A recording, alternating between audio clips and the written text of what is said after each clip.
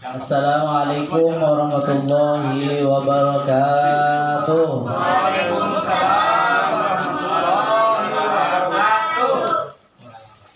Alhamdulillahilladzi jama'ana fi rawdah min riyadil jannah. Asyhadu an la ilaha illallah wahdahu la syarika lah.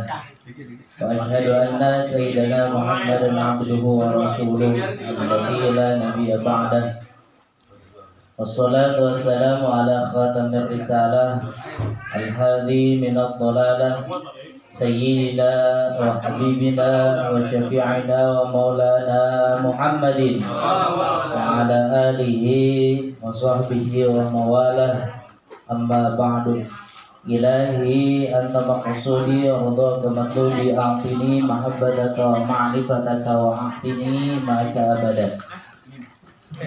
Hadratul mukarramin ahli silsilah tariqah qadiriyah naqsabandiyah mahad suryalaya, wabil khusus al-mursyiduna fi hadha zaman Asyid Syekh Muhammad Abdul Ghawasifullah Nasrul qaddasallahu sirrahu. Al-Fatihah. A'udzubillahi minasyaitonir rajim. Alhamdulillah.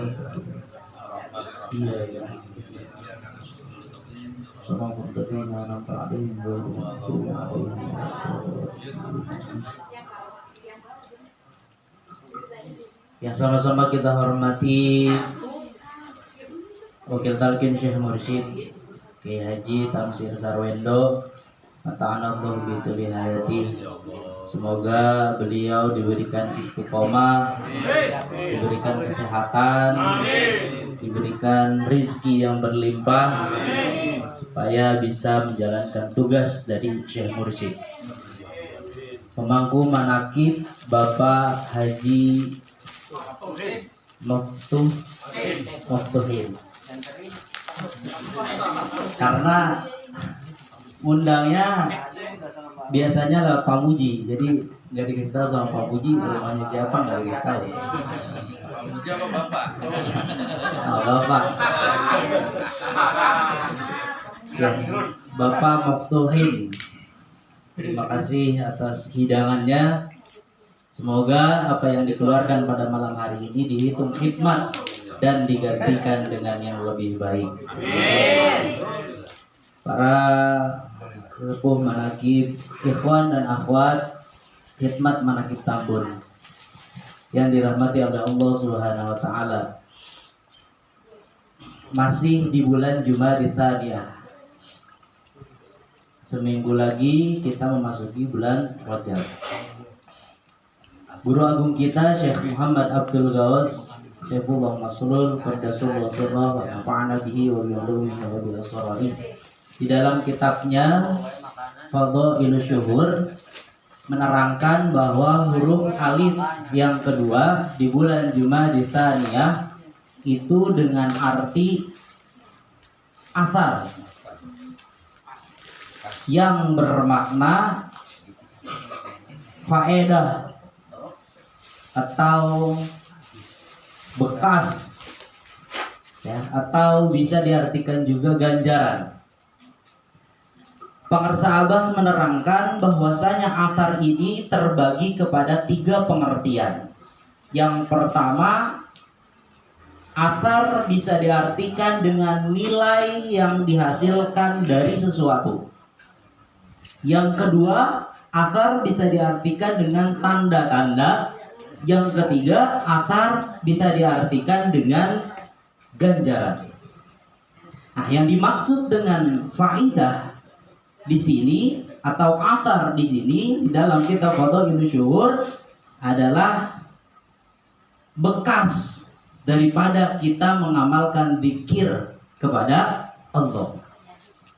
Jadi ada yang 5 tahun, 10 tahun, 15 tahun zikir, 10 tahun kenal pengarsa Abah, bahkan dari semenjak Abah Anom harus tahu faidah atau makna daripada bekas daripada zikir itu sendiri. Kadang kita ngerasa bahwa zikir itu ada bekasnya, zikir itu ada faidahnya. Cuma kadang susah diucapkan dengan kata-kata. Jadi hanya kita yang bisa merasakan faidah daripada zikir itu sendiri, yaitu nikmat yang wajib dirasakan oleh masing-masing dari kita. Alhamdulillahilladzi fadhalana ala katsirin min ibadihil mu'minin. Kalau di dalam kitab Miftahus Sudur, Pangarsa Abah Anom menerangkan itu di pasal kelima, Al-Faslul Khamis fi bayani dzikrillah wa atarihi fi tarbiyatir ruhiyah. Pangarsa Abah Anom menulis judul pasal kelima di kitab Miftahus Sudur dengan fi bayani dzikrillah wa atarihi fi tarbiyatir ruhiyah. Pasal kelima menjelaskan tentang zikir kepada Allah dan bekasnya atau faidahnya untuk pendidikan rohani. Itu di dalam kitab Miftahus Sudur judulnya seperti itu. Pangarsa Abah Anom menerangkan lagi, i'lam. Jadi belum apa-apa aja sudah i'lam. I'lam itu bil amr, artinya perintah. Ketahuilah oleh kamu semua yang baca kitab Miftahus Sudur, annat tariqo syekhuna tariqo dzikri faqat. Bahwasanya tariqoh syekh kita, tariqoh guru-guru kita, tariqoh ahli silsilah kita itu tariqoh zikir saja. Padahal Pangarsa Abah Anom sudah cukup sampai di situ, memberitahuan titik sudah. Tapi diteruskan oleh Pangarsa Abah Anom, walaisa ghairuhu, bukan yang lain. Padahal kalau Pangarsa Abah Anom titik aja tadi. Thariqah kita adalah thariqah dzikir, titik cukup. Kita tahu. Tapi diterangkan, dijelaskan lagi sama Pangarsa Abah Anom, walaisa ghairuhu, bukan yang lain. Jadi kalau ada yang nanya thariqah apa? Thariqah dzikir. Seperti yang dijelaskan di dalam kitab Miftahus Sudur pasal kelima, ya, bukan yang lain, yakni dzikrul lisan wal jinan, yaitu zikir lisan dan zikir dengan hati, dengan qalbu. Fa fihil fathu wa fihil talabu wa fihil qada'ul hawaij. Di dalam zikir terbuka segala sesuatu. Wa fihil qada'ul hawaij, di dalam zikir terdapat permintaan. Di dalam zikir terdapat kebutuhan. Jadi kalau ada yang bilang zikir bisa kaya atau tidak, jawabannya bisa. Ada, jelas. Terbuka semuanya, permintaan ada, kebutuhan ada. Jadi kalaupun kita nggak minta, di dalam zikir sudah ada kebutuhan. Jadi kalau kita zikir, pasti kebutuhan kita akan terpenuhi karena ada di dalam zikir. Alhamdulillahilladzi fadhalana ala katsirin min ibadihil. Pangarsa Abah Anom yang ngomong di dalam kitab Miftahus Sudur. Wa huwa minhu wa ilaihi wa bihi kullu syai'. Wa huwa, kalau di dalam artinya itu wa huwa, dan dia zikir, wa huwa minhu, dari zikir, wa ilaihi, kepada zikir, wa bihi, dengan zikir, kullu syai', segala sesuatu. Jadi bersyukur kita sampai detik ini masih diberikan kesehatan, masih diberikan umur panjang dalam menjalankan amalan, ya. Kewajiban kita sebagai murid menjalankan amalan thariqah qadiriyah naqsabandiyah ma'ad sunnah, dan masih di bawah bimbingan Pangarsa Abah al-silsilah ke-38. Dijelaskan kalau jadi faidah zikir itu apa? Jadi thariqah kita TKN Mahadzurela Sinarasa PPKN itu thariqah zikir. Thariqah zikir ini yang mana di dalamnya itu terdapat segala sesuatu yang kita tidak minta pun pasti akan terpenuhi. Bahkan dijelaskan di pasal satunya oleh pengarsa Abah Anom itu, wa hadhil kalimatu kama tathurud dzakir anisyirkil jali tathuruha anisyirkil khafi. Bahwasanya kalimat ini, kalimat la ilaha illallah, afdhalu dzikri fa'lam annahu la ilaha illallah, lakina mautakum biqauli la ilaha illallah. Kalimat la ilaha illallah ini, kalimat yang paling agung ini, bisa membersihkan seseorang yang mengamalkannya dan bisa membersihkan hatinya, bisa menolak, bisa mencegah dari syirkil jali, syirik yang secara terang-terangan maupun syirik secara sembunyi-sembunyi. Syirik secara terang-terangan, menyekutukan Allah secara terang-terangan, tidak menjalankan apa yang diperintahkan oleh Allah. Syirik secara sembunyi-sembunyi, lupa kepada Allah. Wa aidon inna hadhil kalimata tujarridul quluba an wujubil alaikil ansariyah. Faidah zikir yang pertama adalah bisa menghilangkan hijab. Ya, kalau dia yang merasa dirinya punya hijab, punya penghalang, ada satu penghalang. Kita merasa nih bahwasanya di dalam hati kita ini ada apa ya? Penghalang yang menghalangi diri kita untuk bisa sampai kepada Allah. Ada, berarti ada hijabnya. Kalau kita merasa berarti ada. Cara membersihkannya adalah dengan kalimat la ilaha illallah wa tuzakkin nufusa anir radha'il. Yang kedua, zikir bisa menyucikan jiwa. Yang merasa dirinya kotor dibersihkan dengan zikir. Kalau yang tidak merasa kotor nggak usah dibersihkan, karena sudah bersih. Bahkan Nabi Muhammad pun berzikir, ditalqin, ya, dibersihkan untuk selalu bisa senantiasa ingat kepada Allah. Wasifatil hayawaniyah. Yang ketiga, manfaat zikir, kita terbebas daripada sifat-sifat kehewanan. Rakus, ya, tidak ingat teman, ya. Itu salah satu sifat-sifat hewan. Wa takshifu lidzakariha 'ala dawam. Zikir juga yang keempat bisa membuat kita, bagi orang yang mengamalkannya itu, menjadi istiqomah. Jadi kalau pengen istiqomah, banyakin zikir. Istiqomah dalam berzikir. Jadi saling sinkron. Sidqi wal ikhlas. Kita menjadi orang yang ikhlas.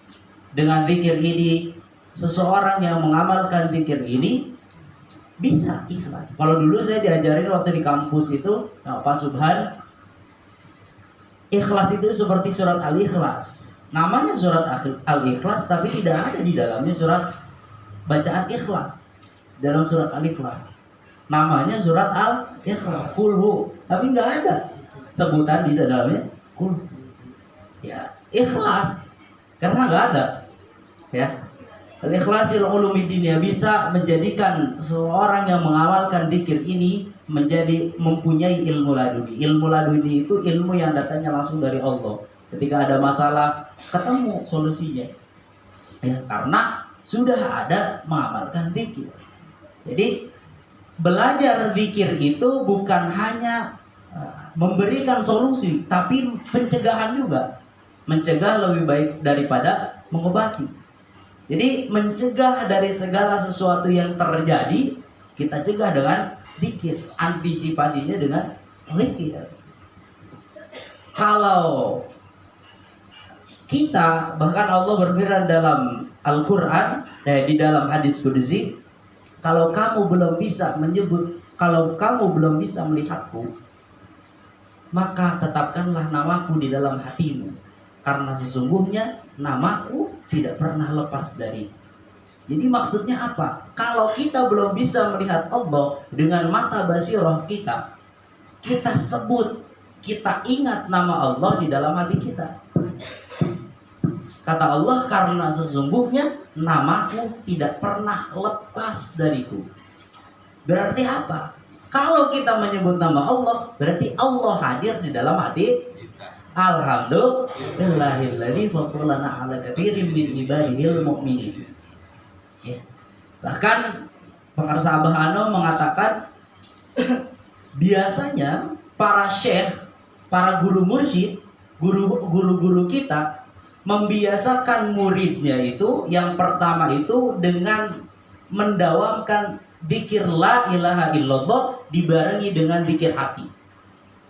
Jadi tingkatan yang pertama ketika seorang syekh mursyid melatih muridnya itu disuruh memperbanyak dzikir dengan sambil mendawamkan ismuzat.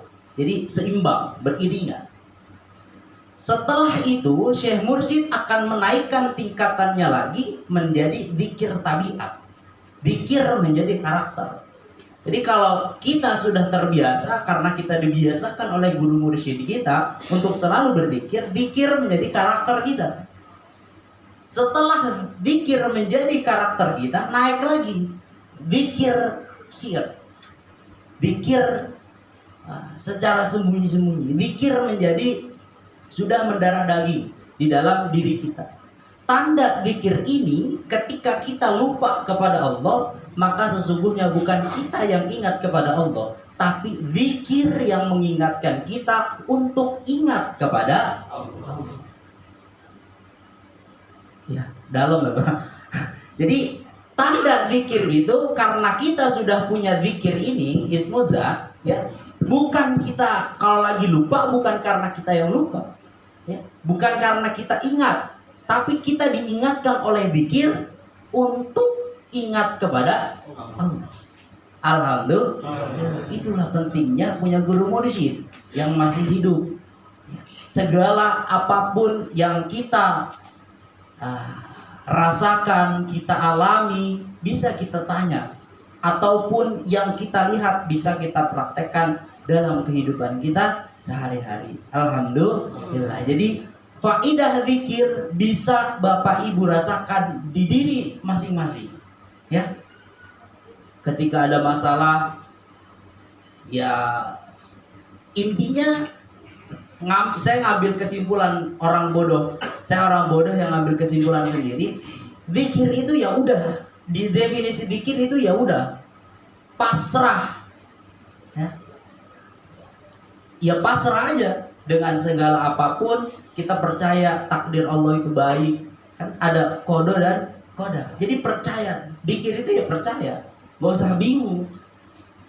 Bahkan saya pernah baca, dilihat di YouTube itu, kita kalau lagi ada masalah itu gak perlu tahu apa solusi dari masalah kita. Ya, gak usah bingung. Saya pernah itu kata siapa lupa saya di YouTube. Kita nggak perlu tahu solusi pada masalah kita. Ya udah jalanin aja. Alhamdulillah. Ya, semoga kita semua istiqomah, semoga bermanfaat. Assalamualaikum warahmatullahi wabarakatuh. Waalaikumsalam.